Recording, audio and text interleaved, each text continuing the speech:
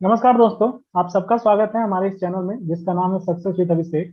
आज हम अपना एक नया सीरीज इंटरव्यू दिल से उसी के कड़ी में ये नेक्स्ट एपिसोड है। इसमें हम आज बात करेंगे करेंगे एक ऐसे इंसान से जिसने गांव से आकर के आज वो इसरो के साइंटिस्ट तक का सफर पूरा किया है। तो आज हम उनसे मिलेंगे, हम जानेंगे उनसे उनकी लाइफ के बारे में, कैसे उन्होंने सब कुछ किया, कैसे वो सारे कठिनाइयों को झेलते हुए आज इस मकाम को पाया है। तो आज हम उनसे करेंगे, ठीक है। तो चलते हैं अब सीधे स्क्रीन पे और उनसे बात करते हैं।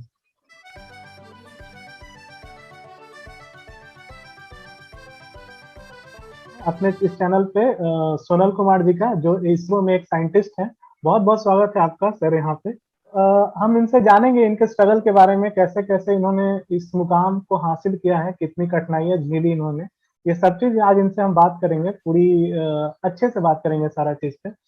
तो आप अपने बारे में बताइए कि आप कैसे कैसे स्टार्ट किया, आप किस फैमिली से आते हैं, आप कहाँ से बिलोंग करते हैं। ये सारा चीज आप थोड़ा हमें, मेरे व्यूअर्स को बताइए ताकि वो जान सके कि वो किनका सुन रहे हैं, किनसे बात कर रहे हैं आज।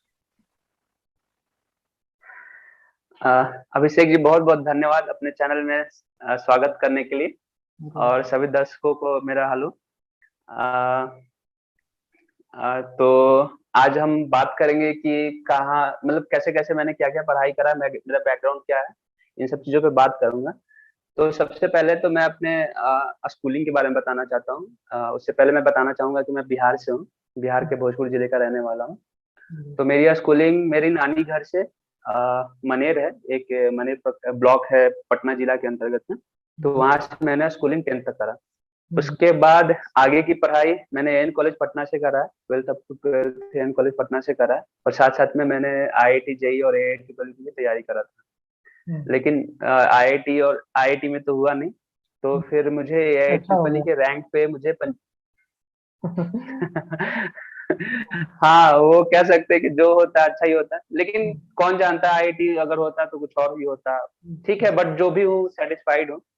और और एक बात और मैं बताना चाहूंगा, ये कुछ मैटर नहीं करता आप किस कॉलेज से हो, कहाँ से पढ़े हो, ये मुझे नहीं लगता आफ्टर पास आउट कुछ मैटर नहीं करता। आपका कितना परसेंटेज है, कितना सीजीपी है, कुछ भी मैटर नहीं करता। तो बस मैटर करता है आप कितना फोकस्ड हो, कितना प्रिपरेशन, मतलब कितने इंटेंस प्रिपरेशन कर रहे हो, इस चीज ये ज्यादा मैटर करता है मेरे हिसाब से। तो फिर मैंने आगे की पढ़ाई वही, मैंने बीटेक में एडमिशन लिया ज्ञानी जैल सिंह कॉलेज पंजाब में। ये पंजाब की पहली गवर्नमेंट इंजीनियरिंग कॉलेज है। तो मैंने वहां से मैकेनिकल इंजीनियरिंग में बीटेक करा। ठीक है। अच्छा, तो आप अपने थोड़ा पारिवारिक पृष्ठभूमि के बारे में बताइए कि आप किस टाइप की फैमिली से बिलोंग करते हैं, मिडिल क्लास फैमिली की अपर मिडिल क्लास है। थोड़ा सा ये क्लैरिटी आना चाहिए लोगों को। हाँ, मैं तो मिडिल क्लास फैमिली से बिलोंग करता हूँ। मेरे पिताजी छोटे मोटे बिजनेसमैन। अच्छा। और मेरी स्कूलिंग एक्चुअली मेरे नानी घर से हुआ है। तो मेरी अप टू स्कूलिंग की, मतलब जो भी मेरा एक्सपेंडिचर था पढ़ाई वगैरह का, तो वहां से हुआ था। अच्छा। अच्छा। तो ये मेरे लिए अच्छा था कि हाँ ओके ठीक है, मेरे पिताजी को उतना बर्डन नहीं आया अप टू स्कूल तक, अप टू 10th तक उतना बर्डन नहीं आया। अच्छा और अच्छा। बाकी फिर उसके बाद का मतलब आप ठीक सब अपने चीज मामा चलता घर के गया। यहाँ रह के और सारा पढ़ाई उतना, स्टार्ट किए, 10th तक। हाँ वहां से मैंने 10th तक वहां से पढ़ाई किया।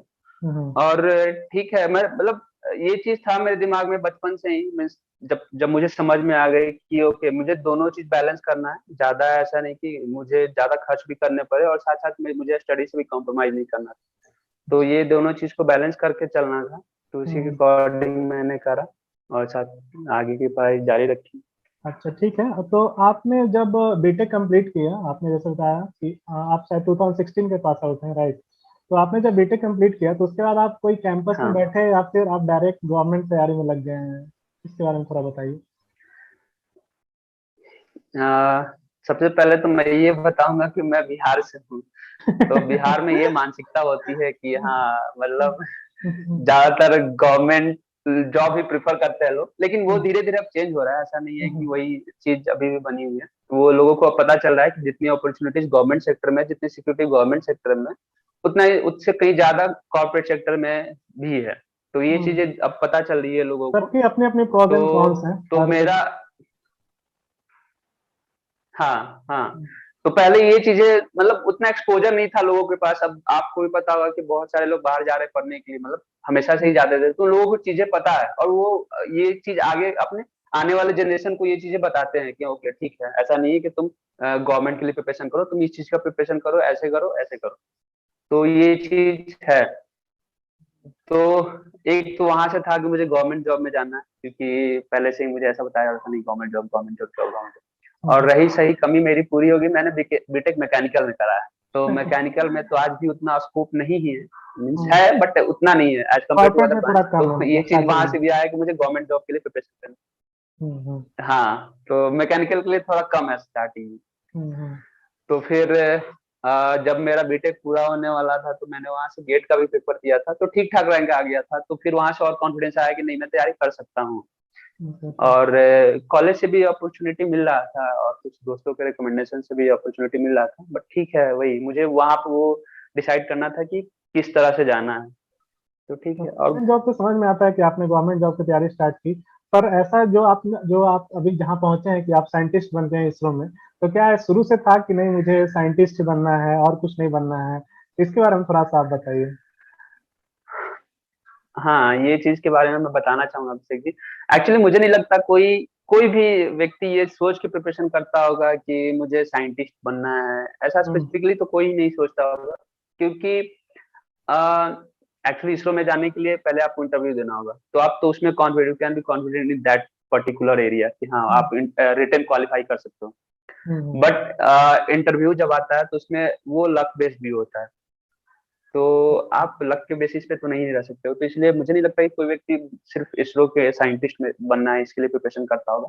वैसे हम्म मैंने भी प्रिपरेशन गेट के लिए करा था, आई गेट के लिए करा था, आईएएस के लिए करा था। इन सब चीजों के लिए, सारे गवर्नमेंट सेक्टर्स के लिए मैंने प्रिपरेशन करा था। और साथ साथ मैं और भी एग्जाम देता था, जैसे एसएससी, जेई, इसरो, ये सारे भी एग्जाम में मैं अपेयर होता था। अच्छा तो अच्छा। होता गया। तो ठीक है, आप 2016 से जब पास आउट किए तो उसके बाद आप जब तैयारी में लगे, तो आप तैयारी आप खुद से स्टार्ट किए थे फिर या फिर कोई कोचिंग वगैरह का हेल्प लिया था आपने? एक्चुअली शुरू में मैंने बोला था ना, मैं शुरू से ही ये चीज सोच के चल रहा था कि नहीं, मुझे अपने स्टडी से भी कॉम्प्रोमाइज करना है और थोड़ा कॉस्ट भी इफेक्टिव रहे, ऐसे सोच के मैं चलता था। हम्म। तो उस समय मैं डायलेमा में था कि मुझे क्या करना चाहिए, क्योंकि ठीक ठाक स्कोर भी आ गया था, मुझे अपने से स्टडी करनी चाहिए या मेडिज मतलब किसी कोई कोचिंग क्लास लेना चाहिए। तो मैंने घर वालों से बात करा, घर वालों ने बोला कि ठीक है कि तुम कोचिंग कर लो, वो ज्यादा बेटर है। क्योंकि आजकल जितना कॉम्पिटिटिव एरा है, जो जितना कंपटीशन है आज मार्केट में, हम्म आपको एकदम प्रिसाइज स्टडी चाहिए। ऐसा नहीं कि आप सब चीज पढ़ो, सपोज 4 साल का बीटेक है, 4 साल की सारी चीजें पढ़ने की जरूरत नहीं। तो एक प्रॉपर गाइडलाइंस होना चाहिए। हम्म। तो उसके लिए कोई तो एक गाइडेंस होना चाहिए, या आप कोचिंग कर लो। ठीक है, आजकल ऑनलाइन का भी जमाना है, तो जरूरी नहीं है कि आप फिजिकली कोई कोचिंग अटेंड करो, ऑनलाइन कोई भी क्लास ज्वाइन कर सकते हो, या बहुत सारा स्टडी मटेरियल है, बहुत सारे रिसोर्सेज हैं यूट्यूब और बहुत सारी चीजों पे। बट बाउंड्री डिफाइन होना चाहिए कि हाँ मुझे क्या पढ़ना है। फिर मैंने डिसाइड करा कि मैं कोचिंग कर ही लेता हूँ, क्योंकि बहुत सारे एग्जाम्स को फेस करना था, नहीं सिर्फ मैं किसी एक पर्टिकुलर एग्जाम के लिए प्रिपरेशन कर नहीं रहा था। तो इस हम्म। चीज को देखते हुए मैंने कोचिंग का सोचा, तो कोचिंग मैंने ज्वाइन करा। अच्छा, तो आपने 2016 से स्टार्ट किया अपना प्रिपरेशन, तो बहुत सारे एग्जाम जैसे आपने बताया कि दिया, गेट दिया, फिर एसएससी जेई दिया और भी बहुत कुछ दिया। तो आप थोड़ा सा हमें बताएं कि आपकी शुरुआती फेलियर्स क्या क्या रही, आप कौन कौन से एग्जाम में फेल हुए उसके बाद पास हुए, ये सब थोड़ा सा आप बताइए हमें। एक्चुअली प्रिपरेशन के पहले ईयर तो मेरे से कोई एग्जाम नहीं निकला था। Okay. वो और वो बहुत ही कठिन फेज होता है कि आपने एक तरफ मतलब ये डिसाइड किया कि मुझे कोई जॉब नहीं करना है, मुझे प्रिपरेशन करना है, और पूरा फोकस होकर प्रिपेयर कर रहे हो, कोचिंग भी लिया, उसके बाद आपसे कोई एग्जाम नहीं निकला, या जितना मार्क्स से भी रह गए वो ठीक है, बट आपसे वो एग्जाम नहीं निकला, तो वो बहुत ही कॉन्फिडेंस लो करता है। तो हम्म उस चीज को अवॉइड करना है, कैसे भी उस चीज से बाहर निकलना है। जैसे मैंने 2017 का गेट दिया, तो गेट में मेरा 74 मार्क्स के अराउंड था। बट कुछ आईआईटी से भी कॉल आया, बस आईआईटी से कॉल आया और आईयूसीएल से कॉल आया था, उसके अलावा किसी पीएससी से कॉल नहीं आया था मेरा। Okay okay. और फिर मैंने एसएससी जेई दिया था, उसमें भी फाइनल मेरिट में रह गया था। तो मतलब जितने भी एग्जाम दिए थे मेरा किसी में भी नहीं हुआ था। हाँ, तो तो मेरा ये ये चीजें क्वेश्चन हैं पूछने और का ये मकसद सभी यही था। स्टूडेंट। मेरा ये क्वेश्चन पूछने का मकसद यही था कि जो स्टूडेंट अभी हमें देख रहे हैं, जो तैयारी में अभी उतरे हैं और जिनका कुछ एग्जाम नहीं हुआ, तो वो हताश ना हो। क्योंकि ऐसा नहीं है कि एक बार में ही हमें सारा बिल्कुल एग्जाम निकल जाता है। हमेशा जब आप स्टार्ट करते हो तो कभी बिल्कुल। आपका नहीं निकलता है। हो सके आपके भविष्य में कुछ हम्म। ऐसा अच्छा चीज लिखा हो। जैसे हमारे सोनल सोनल भाई के लिए लिखा था कि इन्हें साइंटिस्ट बनना था, इसलिए इनसे एसएससी जेईई वगैरह का नहीं निकला, बट ये सीधे इसमें साइंटिस्ट बन गए। तो ये बहुत बड़ी बात है, इसलिए आप हताश ना हो। अगर आप बिल, तैयारी करने में उतरे हैं तो आपको हताश नहीं होना है। ठीक है। बिल्कुल मीन्स अगर आप प्रिपरेशन कर रहे हो तो एक दो चार एग्जाम अगर नहीं भी निकलता है तो हताश होने की जरूरत नहीं है। अपने घर वालों को, अपने पेरेंट्स, रिलेटिव सबको समझाओ कि नहीं, ओके मैं, आप इतना कॉन्फिडेंस दिखाओ उनको कि मैं कर सकता हूँ और इससे अच्छा ही करूंगा। सही हुआ जी। कि नहीं हुआ। तो इस तरह से और कॉन्फिडेंस डाउन नहीं होने देना चाहिए, क्योंकि ये बहुत ही चीज, क्योंकि अगर आप कॉन्फिडेंस लो कर रहे हो हर एक एग्जाम के रिजल्ट के बाद, कॉन्फिडेंस लो कर रहे हो तो आपका एक दो महीना हर एक एग्जाम के रिजल्ट के बाद जा रहा है, तो फिर तो सारी आपकी जो फ्लो लाइन है वो टूट जाएगी। तो इस चीज को अवॉइड करना है। और होगा होगा, अगर आप प्रिपरेशन कर रहे हो अच्छे मन से करोगे तो वो होगा, पक्का ही होगा। अच्छा, तो ये तो ठीक है कि एग्जाम नहीं हुआ तो आपका दूसरा एग्जाम हो गया। बट एक पॉइंट आता है ना हमारे लाइफ में, जैसे हमारे में, मेरे में भी आया था जब भी मैं भी प्रिपरेशन कर रहा था। एक समय लगता है कि नहीं यार अब नहीं हो पाएगा कुछ, क्या करें। उस समय एक जो वीकनेस आता है ना, तो उस पॉइंट को, तो उस समय से आप फिर कैसे उबारे खुद को, मतलब अपने आप को कैसे समझाया कि नहीं यार मैं कर सकता हूँ, मैं करूंगा। इसके बारे में थोड़ा सा आप इस पे रोशनी डालना चाहेंगे? भाई जैसे मैंने बताया कि जस्ट प्रिपरेशन के बाद मेरे से कोई एग्जाम नहीं निकला था, तो उस समय ये होता है कि यार मैं उस समय जॉब कर लेता, क्यों ही इधर आ गया, क्या ही कर रहा हूँ, राइट, राइट। कि मुझे अभी कोई नहीं, अभी आगे से मुझे छोड़ देना चाहिए प्रिपरेशन, मुझे कहीं एडमिशन ले लेना चाहिए, मुझे हायर स्टडीज के लिए जाना चाहिए, या ठीक है जो भी अपॉर्चुनिटीज आ रहे हैं उसमें चला जाना चाहिए। ये डायलेमा तो होता है, सभी के साथ ही होता है। और खासकर अगर आप मिडिल क्लास फैमिली से हो तो साथ साथ में, क्योंकि कौन आपका इतना वो बियर करेगा, आपको अभी इंडिपेंडेंट होना चाहिए बट आप घर वालों पे डिपेंडेंट हो, तो ये चीजें आती हैं। बट ठीक है, साथ साथ में आप मतलब एक अलग, अगर आप प्रिपरेशन कर रहे हो, चाहते हो कि हाँ मुझे कोई जॉब लेना है या किसी स्पेसिफिक जॉब के लिए को टारगेट कर रहे हो, तो फिर इन सब चीजों को तो अवॉइड करना ही है। कैसे कॉन्फिडेंस बूस्ट करना है आपको, कॉन्फिडेंस बूस्ट करने के लिए आप टेस्ट सीरीज लगाओ। सपोज आपने एग्जाम दे दिया, आपका नहीं हुआ, और अब एग्जाम एक साल बाद ही है या 6 महीने बाद ही है, फिर भी आप इस चीज को ऐसे कर सकते हो, आप अपने आप को कॉन्फिडेंस करने के लिए आप उसी टाइम पे टेस्ट सीरीज लगाओ, उसमें स्कोर करो अच्छा सा। अगर आपकी प्रिपरेशन अच्छी है तो स्कोर करोगे, या अच्छी नहीं है तो भी एक एक ऐसा ग्राफ अप की ओर ग्राफ जाएगा, आपका हाँ, मार्क्स इंप्रूव ही होगा। तो वही उस चीज है चीज कि को ऐसे हमें आप बस करते हो तो आपको कॉन्फिडेंस आता है। नहीं, वही चीज हाँ है कि बोलिए। हमें बस डे टू डे हमें इम्प्रूव करते रहना चाहिए। हमें हेलो। भले ही एग्जाम आज नहीं निकल रहा हमारा, बट डे टू डे हमारा इम्प्रूवमेंट चलते रहना चाहिए। कि आज मैंने ये चीज सीखा, आज कुछ और नया सीखूंगा, ताकि मैं अपने लक्ष्य के करीब पहुंचते जाऊं धीरे धीरे। तो ये हमारा ध्येय होना चाहिए। जो भी लोग प्रिपरेशन में उतरे हैं उन्हें ये चीज का ध्यान रखना चाहिए कि भले ही एक दो एग्जाम नहीं निकला है, but that's not the end of life. हमें आगे बढ़ते रहना है, और हमारे लिए कुछ जरूर अच्छा रखा होगा, उससे हमें पाना है। बस थोड़ा सा धैर्य रखना है हमें अपने पास। तो ठीक है सोनल जी, अब हम आगे बात करते हैं कि आप बिल्कुल। अपने थोड़ा सा टाइम टेबल बताएं कि आप जैसे जब प्रिपरेशन में थे तो कितना टफ आपका टाइम टेबल था। जैसे बहुत लोग यस। पूछते हैं कि हमें कितने घंटे पढ़ने चाहिए, बहुत स्टूडेंट का ये सवाल होता है। तो इस पे आप थोड़ा सा बताइए हमारे हमारे व्यूअर्स को। हाँ बिल्कुल, ध्यान रखना बहुत जरूरी है। अभिषेक जी, जैसा मैंने बताया कि आप अगर किसी एग्जाम को टारगेट कर रहे हो तो पहले आपको बाउंड्री डिफाइन करना होगा, क्या चीजें पढ़ना है, क्या चीजें छोड़ना है। तो ये पहले वर्क आपको करना ही पड़ेगा। इससे आपका जो नंबर ऑफ आवर्स आपको देने हैं वो कम हो जाएगा, आपको ज्यादा चीजें, एक्स्ट्रा चीजें पढ़नी नहीं है। तो पहले ये चीजें आप डिसाइड करें, उसके अकॉर्डिंग फिर आपका टाइम टेबल आता है कैसे क्या करना है। तो मैंने 2016 में वो मेडिज ज्वाइन करा था, तो मुझे क्लास भी करना था और साथ साथ में स्टडी भी करना था।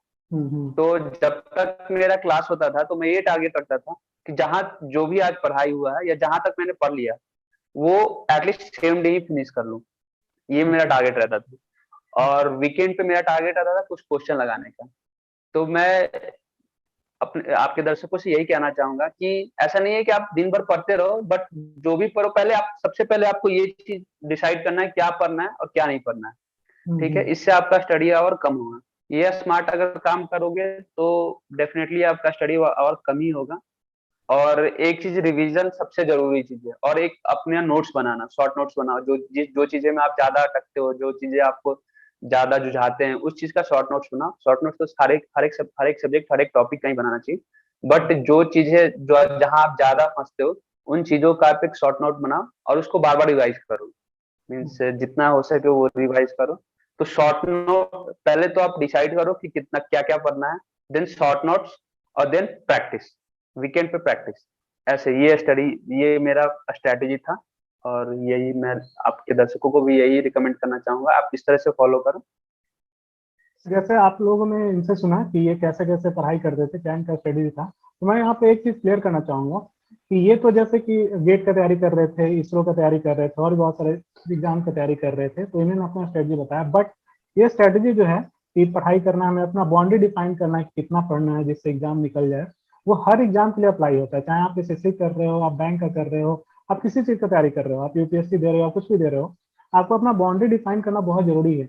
नहीं तो ये एक समुंदर है, आप जितना पढ़ते जाओगे उतना कम कम लगेगा आपको। जैसे आप कोई क्वालिटी उठाए, तो आप पढ़ते जब जा रहे हो ना, तो एकदम उसमें डीप घुसते चले जाओगे, तो इससे प्रॉब्लम क्या होगा कि आपका एक सब्जेक्ट तो ठीक है तैयार हो गया, दूसरा सब्जेक्ट आपका पीछे हो जाएगा, तो ये आपका प्रॉब्लम हो जाएगा। ठीक, बिल्कुल। तो आपको ये चीज थोड़ा संभलना है कि हमें कितना पढ़ना है और कितना छोड़ना है। ठीक है, तो अब आगे बढ़ते हैं हम कि ये चीज डिसाइड अच्छा करना। ठीक है, आपने तैयारी किया। अच्छा, आप थोड़ा सा ये बताना चाहेंगे कि आपने इसरो का एग्जाम कब क्रैक किया, कौन सा ईयर में? इसरो का एग्जाम मैंने 2017 में ट्राई करा था। हम्म, 2017 में नोटिफिकेशन आया था, हम्म, और दिसंबर 2018 में इसका रिटन एग्जाम हुआ था। तो हम्म, और जनवरी में इसका रिटन एग्जाम का रिजल्ट आया था। अच्छा, तो फिर फेब में मेरा इंटरव्यू हुआ था, दिल्ली में हुआ था मेरा इंटरव्यू। फिर हम्म, मार्च में इसका मेरिट लिस्ट आया था। तो ऐसे करके, इससे पहले भी मैं इसरो में अपियर हो चुका हूँ। मैंने अच्छा, बहुत सारे एग्जाम दिया है, जैसे मैंने बताया था कि हाँ, मैं हाँ, स्पेसिफिकली इसरो को नहीं टारगेट वो करता था। सारे स्टूडेंट लोग बहुत सारे एग्जाम देते हैं जितने भी इसमें। एग्जाम से सबको टारगेट करता था, तो इसरो का मैंने एग्जाम 16 में भी दिया था, उस समय मेरा रिटन में भी नहीं हुआ था। तो अच्छा, ठीक है, वो कोई बड़ी बात नहीं है। आप सफल, मतलब अगर आप किसी चीज को टारगेट कर रहे हो तो बहुत सारे फेलियर्स आएंगे, लेकिन उससे हम्म, घबराना नहीं है। आप कंटिन्यूअसली ट्राई करो और बस पेशेंस रखो। अच्छा, ये तो ठीक है, आपने सब कुछ स्टेज कंप्लीट किया, रिटर्न दिया, इंटरव्यू दिया, सब कुछ दिया। बट जो रिजल्ट आता है ना, तो रिजल्ट एक ऐसी फीलिंग होती है जो एकदम अतुलनीय होती है हर के लाइफ में। रिजल्ट का जो दिन होता है आदमी भूल नहीं पाता है। तो आप थोड़ा सा शेयर करना चाहेंगे, हाउ वाज योर फीलिंग, मतलब जब रिजल्ट आया था उस समय आप क्या थे, कहाँ क्या कर रहे थे, ये थोड़ा सा बताइए।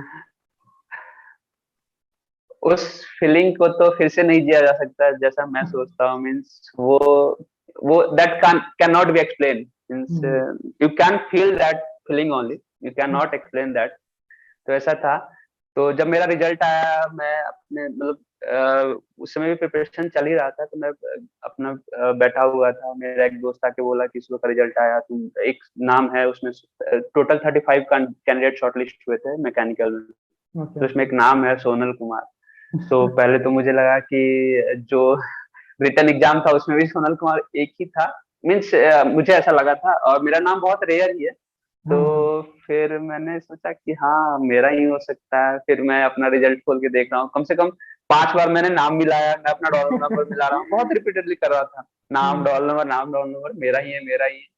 तो मीन्स मैं वो ये यकीन कहूंगा करना कि थोड़ा उस मुश्किल फीलिंग हो को जाता है। तो मुश्किल हो जाता है। हाँ, हाँ, क्योंकि इसरो जैसा एग्जाम, मैं ये नहीं कह रहा हूँ कि इसरो बहुत टफ है, बट ओके, उसमें लक लक बेस्ड भी है। अगर आप इंटरव्यू में जा रहे हो तो थोड़ा सा लक मैटर करता है।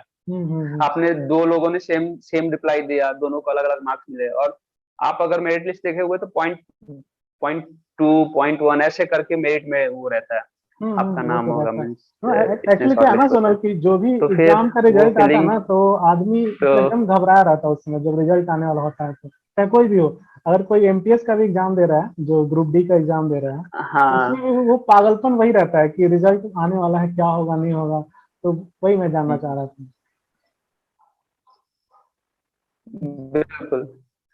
अच्छा, तो फिर आपने रिजल्ट देखा, वही, उसके अगर बाद? आप अपना नाम उस देख लिए मेरिट लिस्ट में, तो फिर मतलब एक वही रिजल्ट देखते टाइम, जैसे आपने बताया कि बहुत ही फ्रस्ट्रेटेड, मतलब लोग वो रहते हैं, एक घबराया हुआ रहता है कि हाँ क्या होगा क्या नहीं, और अचानक से आप अपना नाम देख लिए मेरिट लिस्ट में, तो बहुत बड़ा गैप आ जाता है। एक कहाँ फेज में थे और फिर कहाँ फेज में आ गए। तो वो हम्म, चीज आप एक्सप्लेन नहीं कर सकते, बस उस चीज को महसूस कर सकते हो। जब आपने वो चीज देखा हो, आपने भी बहुत सारी जी, सफलताएं हासिल करें, तो आपको भी ये चीज पता होगा। और मैं आपके दर्शकों को भी शुभकामनाएं देता हूँ, वो भी बहुत जल्द ही ये फीलिंग उनको भी मिले कि हाँ हाँ उनका भी नाम हाँ। हो मेरिट लिस्ट में। तो और ये सबको मिलेगा, सब अगर मेहनत करते रहें तो उन्हें उनके जीवन में ये पल जरूर आएगा। और मैं ईश्वर से कामना करता हूँ कि उनके जीवन में ये पल बिल्कुल बहुत जल्दी आए। ठीक है। तो अच्छा, जल्द ही है। ये तो ठीक है। हाँ, फिर आपने जैसे रिजल्ट आया होगा तो आप अपने परिवार वालों को अपने घर पे बताया होगा, तो फिर उनका क्या रिएक्शन था, कि वो कैसे रिएक्ट किए?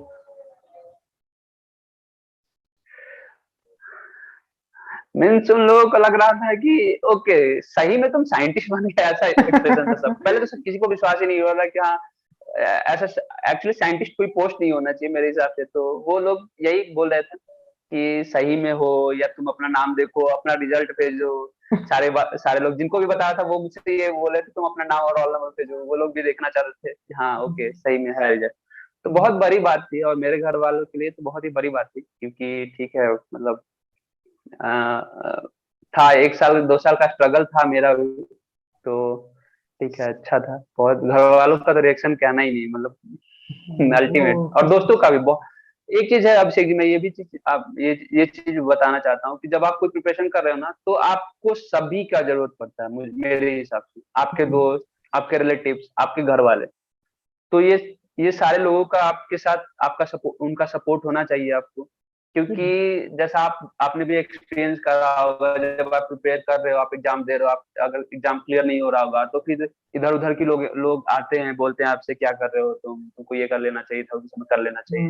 तो ये भी बहुत बड़ा हिंड्रेंस होता है एग्जाम के प्रिपरेशन के टाइम पे। तो इस चीजों को भी आपको अवॉइड करना है। आपको मन में ही सोचना है ठीक है इनका बोलना काम है, बोलना काम है, जिस दिन मैं करूंगा ये। और ऐसा देखते हैं जिस दिन आप सफल हो जाओगे उनका, वो लोग ही आके ओपिनियन बोलेंगे बदल मैं जाता है। बोलता था इसको कि तुम ये कर। ओपिनियन बदल जाता है। तो ये चीज मैटर नहीं करता, बस फोकस रहो। और घर वालों को कॉन्फिडेंस में रखो कि हाँ मैं ये कर सकता हूँ, ये कर सकता हूँ, कर सकता हूँ। हाँ, बेसिकली ये होता चीज क्या है ना करना है। कि जब आप तैयारी करते हो ना तो सिर्फ सिर्फ आप तैयारी किसी सिलेबस का नहीं करते हो। आपका माइंड, आपका पूरा बॉडी उसमें इंगेज रहता है। और आपका सबसे ज्यादा प्रॉब्लम होता है कि जब कोई एग्जाम नहीं निकलता है तो आप जब फ्रस्ट्रेशन में जाते हो ना, तो उसमें आपका सपोर्ट सिस्टम बहुत ज्यादा ज्यादा काम करता है। उस समय जो, जैसे कि आप तैयारी बिल्कुल। किए, आपका नहीं हुआ, तो आपके फैमिली वाले, आपके फ्रेंड्स उस समय आपको जो मोटिवेशन करते हैं ना, वो बहुत इंपॉर्टेंट होता है। वो किसी टीचर का किसी सब्जेक्ट में पढ़ाने, उससे बहुत ज्यादा हाँ। इंपॉर्टेंट ये होता है कि आपको कोई कंसोल करे कि हाँ यार तुम कर लोगे, तुम मतलब ये तुमसे हो जाएगा। तो वो बिल्कुल। आपके कॉन्फिडेंस को जगाते हैं आपको। ये हम्म। चीज बहुत जरूरी होता है। मतलब बिल्कुल। जी जी। हम्म। तो जो कहा गया ना प्रिपरेशन कि के टाइम पे। बेरोजगारी की सबसे अच्छी बात यह है कि वो कब खत्म हो जाए, इसका कोई नहीं कह सकता। वही चीज है कि हम तैयारी करते रहते हैं, बेरोजगार रहते हैं, फिर एक दिन एक पीडीएफ आता है, उसमें हमारा नाम होता है, और फिर सब कुछ बदल जाता है। हाँ तो, जी। हाँ, वही गम के छांव के बाद एक धूप आएगा। एक तो उस धूप चीज के लिए आएगा। वेट करना है। बहुत सही, बहुत सही। मतलब सॉरी, गम के बादल के बाद कुछ धूप आएगा, तो वेट करना है। तो हमें ये बहुत गर्व है कि आप एक साइंटिस्ट के तौर पे इसरो के साथ जुड़े हुए हैं। और हमारे देश को बहुत ज्यादा मतलब ऊंचाइयों पर पहुंचाने में इसरो का बहुत हाथ है। हर साल इसरो कुछ ना कुछ बड़े बड़े प्रोजेक्ट को लॉन्च करते रहते हैं। तो इसमें आपका भी एक मतलब योगदान है, ये जान के हमें बहुत खुशी होती है। और मैं अपने दर्शकों को बता दूं कि ये हमारे मित्र हैं। कौन। तो हम इनको बहुत दिन से जानते हैं। तो इनसे मैंने बोला कि आप थोड़ा सा आके अपना कहानी शेयर बिल्कुल। करो दर्शकों से, ताकि उन्हें भी मोटिवेशन मिले हाँ हम। कि आप जो चाहो वो पा सकते हो, बशर्ते आप उसके लिए मेहनत करने के लिए तैयार रहो। है ना? बिल्कुल, हम लोग जब प्रिपरेशन फेज में थे या 10th के टाइम पे भी हम लोग आपस में बात करते रहते थे, अभिषेक अब हम्म, कैसे करना है, कैसे करना है, एक दूसरे को हाँ। गाइडेंस देते थे। ओके ठीक है अब ये चीज ज्वाइन करना है, ऐसे करना है। तो ये तो चीज बहुत हेल्पफुल होता है, क्योंकि आप अकेले सब चीज नहीं जान सकते हो। जब तक मतलब आपको कुछ नॉलेज है, मुझे कुछ नॉलेज है, एक दूसरे से ऐसे करेंगे तो ये चीज भी बहुत जरूरी है। प्रिपरेशन आप के टाइम पे भी ये आइसोलेशन चीज में कुछ मैटर कर नहीं करता है। सकते, आप आप एक ग्रुप, हम्म। बिल्कुल एक ग्रुप बनाओ। और मतलब पहले तो आप डिसाइड करोगे किस तरह का ग्रुप चाहिए, क्योंकि उसमें नॉलेज शेयरिंग बहुत होता है। अगर आपके पास ग्रुप है तो ग्रुप में नॉलेज शेयरिंग बहुत होता है। किसी अगर आप स्टडी कर रहे हो तो किसी टॉपिक में आप हो सकता है आप वीक हो, आपका फ्रेंड उस आपसे अच्छा हो। तो हम्म या आप किसी टॉपिक पे अच्छे हो, आपका फ्रेंड थोड़ा सा वीक हो, तो ऐसे कर सकते हो और साथ साथ में प्रैक्टिस भी हो जाएगा। स्टडी तो ग्रुप ये बहुत चीजें इंपॉर्टेंट होता ग्रुप है। स्टडी ग्रुप आइसोलेशन से में ये तो। होता है कि आपका जो फ्रेंड है वो आपका वीकनेस ज्यादा ज्यादा अच्छे से जानता है। वो आपको बताएगा कि आपका वीक है, आप इस पर थोड़ा बिल्कुल। काम करो। बिल्कुल सही तो बात। इसलिए स्टडी ग्रुप बहुत इंपॉर्टेंट होता है, मैं तो उसे मानता हूँ। ठीक है। फिर किसी और शख्स के साथ और फिर हम जानेंगे उनकी भी स्टोरी। तब तक के लिए बहुत बहुत धन्यवाद आप सबों का। तो यहाँ पे मैं अपने व्यूअर्स को एक चीज बताना चाहूंगा, शेयर करना चाहूंगा, जो हमारे इनके साथ एक याद जुड़ी हुई है। कि जब 2018 में इनका सिलेक्शन हुआ था इसरो में, तो ये बैंगलोर आया था उसमें ज्वाइन करने, और उसी समय मैंने आईबीएम से रिजाइन दिया था। और मैं आ रहा था, मतलब दिल्ली आ रहा था, और मुझे तैयारी करनी थी, तो हम लोग साथ में रुके थे। तो मैं इनसे, इनको शायद याद नहीं होगा, मैंने इनसे बात किया था और बोला कि यार मैं जॉब छोड़ दिया हूँ और मैं ये तैयारी में जा रहा हूँ। तो तो इसने मुझे बहुत मोटिवेट किया था कि नहीं आप जाओ, इसे हो जाएगा तुम्हारा, मतलब जो हमारा हो सकता है इसरो में, तो क्यों नहीं हो सकता है। फिर मतलब मेरे में वो कॉन्फिडेंस और ज्यादा आ गया, मोटिवेशन फैक्टर जो है ना वो मतलब बहुत इंक्रीज किया कि हाँ यार मतलब कर सकते हैं। तो यही सब था। हाँ बिल्कुल, मुझे वो दिन बहुत अच्छे से याद है। और जैसा हमने पहले भी डिस्कस करा है कि अगर आप एक दूसरे से ऐसे बातचीत करते रहते हो, पूछते रहते हो चीजें, तो पता होता है कौन क्या कर सकता है, कौन क्या नहीं कर सकता। तो मुझे तो नो डाउट आप अभी मतलब कहाँ तक जाओगे इसका कोई लिमिट नहीं है, ये मैं पक्का श्योर हूँ। बहुत और बहुत आपको इस चीज के धन्यवाद। लिए बेस्ट ऑफ लक भी है। बहुत बहुत और धन्यवाद। तो और हाँ, मैं उस समय ज्वाइनिंग के लिए आया था, बैंगलोर में ही थे, मुझे आप मतलब आप बुलाए कि ओके ठीक है हम साथ में रहते हैं, तो हमने एक दो दिन वहां पे रहा था, मैं बैंगलोर में रहा था आपके साथ। और आप उस समय आईबीएम क्विट भी कर रहे थे। तो हम्म। बिल्कुल सही डिसीजन था, बहुत मतलब ठीक है। वो चीजें खुद को पता होता है कि मैं क्या कर सकता हूँ, हम्म। तो ठीक है, कम से कम खुद के सेटिस्फेक्शन के लिए वो चीजें करनी चाहिए। अगर आप सब चीज सही है, ठीक है, मतलब उतना कुछ हिंड्रेंस ना हो, तो वो चीजें ट्राई करना चाहिए, बिल्कुल करना चाहिए, ये भी हाँ, मेरा जिंदगी में मानना है। अगर आप, आपको अगर कॉन्फिडेंस है कि आप ये चीज कर सकते हो, तो आपको वो रिस्क लेना चाहिए। नहीं तो बाद में बहुत अफसोस होता है कि मैंने ट्राई नहीं किया, ये नहीं किया। भले ना हो, बट एक वो रहेगा ना बिल्कुल। कि हाँ मैंने ट्राई किया, नहीं हुआ, काम खत्म। ठीक है। तो हाँ अब बिल्कुल। मैं चाहूंगा कि आप हमारे जो व्यूअर्स हैं, जो बेसिकली कुछ स्टूडेंट्स होंगे बहुत ज्यादा, जो अभी अपने सपनों के पीछे भाग रहे होंगे, जो किसी न किसी एग्जाम की तैयारी कर रहे होंगे, और उन्हें भी होगा कि मैं भी अपने मुकाम को पा लूं। तो मैं चाहूंगा कि आप उनके लिए कुछ दो लाइन बताएं कि उन्हें क्या करना चाहिए, उनके लिए कुछ एक आप अपना मैसेज दें हमारे व्यूअर्स के लिए सर। आ, सबसे पहले तो मैं आपको आने वाले सारे एग्जाम के लिए गुड लक विश करूंगा। और आपसे यही कहना चाहूंगा कि आप हो सकता है आपने कितने एग्जाम दिया हो, आपका क्लियर ना हुआ, तो आपको कॉन्फिडेंस लूज करने की जरूरत नहीं है। आप ये चीज खुद से ही इवेलुएट कर सकते हो कि आप प्रोग्रेस ही कर रहे हो, आप डिग्रेड नहीं कर रहे हो। आप पिछले स्कोर में 3 मार्क्स से रह गए, इस बार 2 मार्क्स से रह गए होगे। तो इस चीज को रख के कॉन्फिडेंस लाना है खुद में। और कुछ लोग कह रहे हैं, क्या कह रहे हैं या क्या नहीं कह रहे हैं, इन सब चीजों से डिविएट नहीं होना है, खुद को मोटिवेट रखना है। खुद को मोटिवेट रखना बहुत ही जरूरी है। और कंपटीशन तो है ही, नो डाउट कि कंपटीशन नहीं है, कंपटीशन बहुत ही टफ है, चाहे किसी भी सेक्टर में चले जाओ, किसी भी जॉब में चले जाओ, बहुत ही कंपटीशन है। तो आपको उस कंपटीशन को जीतने के लिए आपको कुछ तो अलग करना ही होगा। तो बस स्मार्ट स्टडी करो, ग्रुप बनाओ, अच्छे ग्रुप बनाओ जिसमें आप ज्यादा ज्यादा चीजें डिस्कस कर सको, और जितना ज्यादा हो सके प्रैक्टिस करो, प्रीवियस ईयर क्वेश्चन जितना ज्यादा हो सके प्रैक्टिस करो। क्योंकि आपको कॉन्सेप्ट पता होगा, मुझे नो डाउट कि ठीक है आपको कॉन्सेप्ट पता है, आप जब चीजें सीख रहे हो तो पता होगा हाँ ये मुझे आता है। बट रियल टाइम एग्जाम में सिनारियो अलग होता है, आपको 3 घंटे का टाइम है, 2 घंटे का टाइम है, उस समय सारी चीजें एक साथ कलेक्ट करना है। फिजिक्स भी करना है, या जनरल साइंस भी करना है, या एप्टीट्यूड भी करना है, तो वो सिनारियो बिल्कुल अलग है। जो आप घर पे बैठ के करते हो उससे बहुत ही अलग है। तो हम्म। जितना ज्यादा प्रैक्टिस करोगे तो आप उस इन्वायरमेंट में ढल जाओगे पहले से ही, कि हाँ ओके ठीक है, मैंने ये टेस्ट पेपर दिया, 3 घंटे में खत्म करा है, इतना स्कोर करा है, तो इस टाइम पे भी कर लूंगा। तो ये कॉन्फिडेंस लाना बहुत ही जरूरी है एग्जाम से पहले। तो ऐसे प्रिपरेशन करें, और होना है, पक्का होना है, बिल्कुल होगा। बस आप धैर्य बनाए रखें और अपने आप को कॉन्फिडेंस रखें। तो वही चीज मैं यहाँ पे एक चीज लाइन बोल के अपने इंटरव्यू को समाप्त करना चाहूंगा कि anything that does not kill you makes you more strong. वही चीज है हमारा कि अगर हम किसी एग्जाम की तैयारी कर रहे हैं और पूरी शिद्दत से कर रहे हैं, तो ऐसा कुछ नहीं है कि हमारा नहीं होगा, होना ही है। आज नहीं होगा कल होगा, कल नहीं होगा तो परसों हो ही बिल्कुल। जाएगा। ठीक है। तो जितने भी लोग जो अभी एग्जाम की तैयारी कर रहे हैं, उनके लिए हमारा यही एडवाइस रहेगा कि आप जो कर रहे हो बस करते जाओ, हो जाता है यार, ज्यादा टेंशन नहीं लेना, हो जाता है। ठीक है। और जो लोग गेट और बिल्कुल। इसरो का ये सब का और तैयारी कर रहे हैं और उन्हें कुछ एडवाइस चाहिए होगा, जो अगर सोनल से पूछना होगा तो आप हमें कमेंट में बता देना, तो मैं इनसे फिर वीडियो बनवा दूंगा हाँ कि बिल्कुल। कैसे करना है, नहीं करना है। बिल्कुल। ठीक है। तो इस नोट पे हम अपने इंटरव्यू को यहीं पे विराम देते हैं। और बहुत बहुत शुक्रिया आप लोगों का कि आप लोगों ने इतना देर धैर्य से सुना हम लोगों को। ठीक है, तो बाकी आपको कोई भी डाउट हो तो आप हमसे पूछ सकते हैं, कमेंट में कमेंट कर देना, और मैं अपने टेलीग्राम ग्रुप का लिंक दे दूंगा, आप उसे ज्वाइन कर लेना। ठीक है, तो फिर मिलते हैं नेक्स्ट वीडियो में। ओके, एक चीज मैं बोलना चाहूंगा आपके चैनल के बारे में भी कि मैं अभिषेक जी आपको बहुत अप्रिशिएट करना चाहूंगा, क्योंकि आजकल के इस कॉम्पिटिटिव जो टाइम चल रहा है उसमें ये चीज बहुत जरूरी रहता है कि कोई प्रॉपर गाइडेंस दे। तो हम्म। ये चीज आप कर रहे हो, आप भी कंपटीशन से आए हो तो आपको चीजें पता है कि लोग क्या क्या क्या दिमाग में होता है जब कंपटीशन कर रहे होते हो, क्या क्या डाउट्स होते हैं। तो उस डाउट्स को आप क्लियर कर रहे हो, ये बहुत ही अच्छा है। आप अपने प्रिपरेशन को साथ में रखते हुए ये चीज जो चीज आपने फेस करा है कंपटीशन टाइम में, उसके लिए आपने उस चीज को आप दूसरे के लिए सॉल्व कर रहे हो, ये बहुत ही अच्छी बात है। और मैं आपको इसके लिए भी धन्यवाद। बहुत बहुत बेस्ट ऑफ लक कहता हूँ कि आप ये बहुत ही अच्छा काम कर रहे हैं। कि ये एक तरह का सोशल सर्विस है जो आप दे रहे हैं लोगों को। तो ऐसे ही करते रहिए, और आपके आने वाले सारे एग्जाम के लिए आपको बहुत बहुत बधाई हो। Best of luck. और सारे आपके व्यूअर्स को भी बेस्ट ऑफ लक। बहुत बहुत धन्यवाद भाई, बहुत बहुत धन्यवाद।